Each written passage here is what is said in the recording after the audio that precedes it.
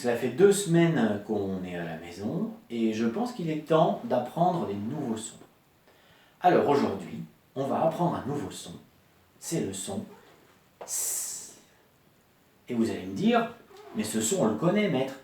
Ça, c'est le son qu'on trouve dans serpent ou salade. D'accord? Donc j'écris le mot.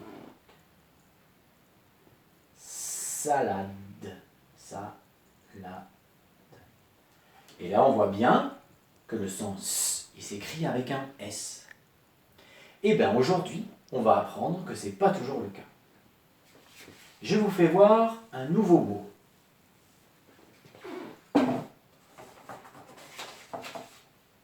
Ça,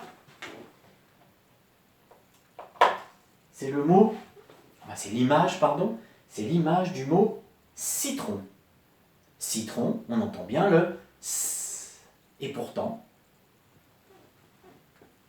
j'écris citron.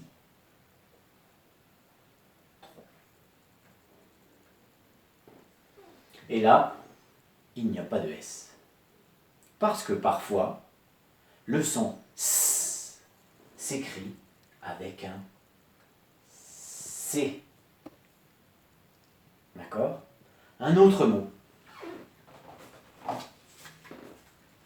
C'est le mot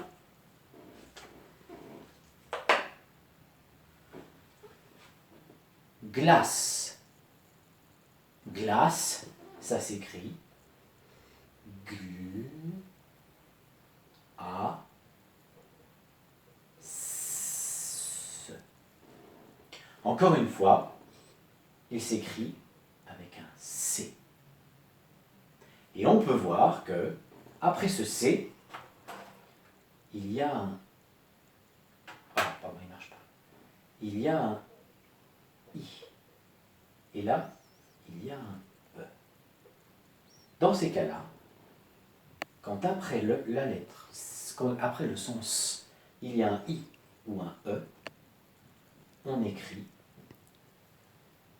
S comme ça. D'accord? Je vais voir un autre mot, parce que c'est pas si simple, malheureusement. Ça, c'est le mot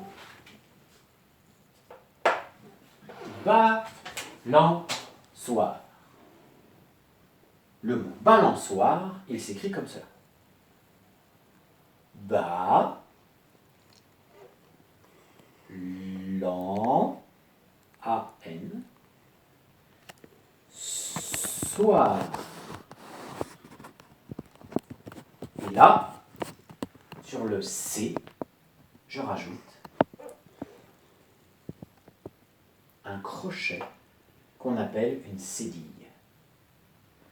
Devant le O, je suis obligé de rajouter cette cédille, sinon on n'entend que, comme on connaît déjà.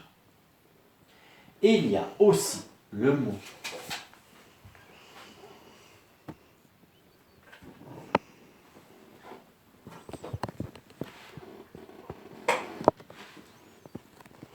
la sage, où je dois rajouter une cédille, un crochet, car derrière il y a le son, la lettre, pardon, A. Et enfin, le dernier mot, c'est le mot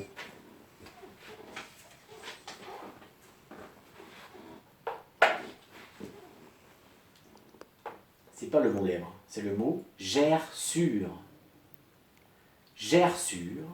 Et pour le mot gerçure, vous avez vu, les gerçures, c'est quand on a mal aux lèvres, là. Et quand on a nos lèvres qui sont blanches, là, et qu'on on met du labello dessus. C'est la gerçure. Alors, ça s'écrit comme ça. Gerçure.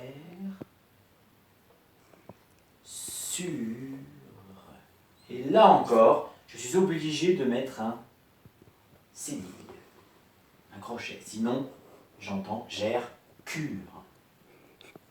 Donc,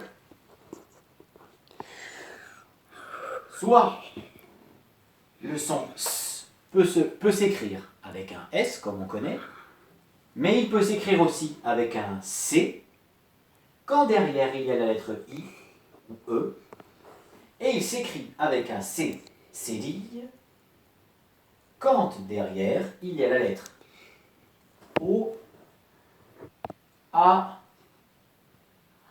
U. Et là, je rajoute qu'on peut mettre le C quand derrière il y a la lettre I, E. D'accord?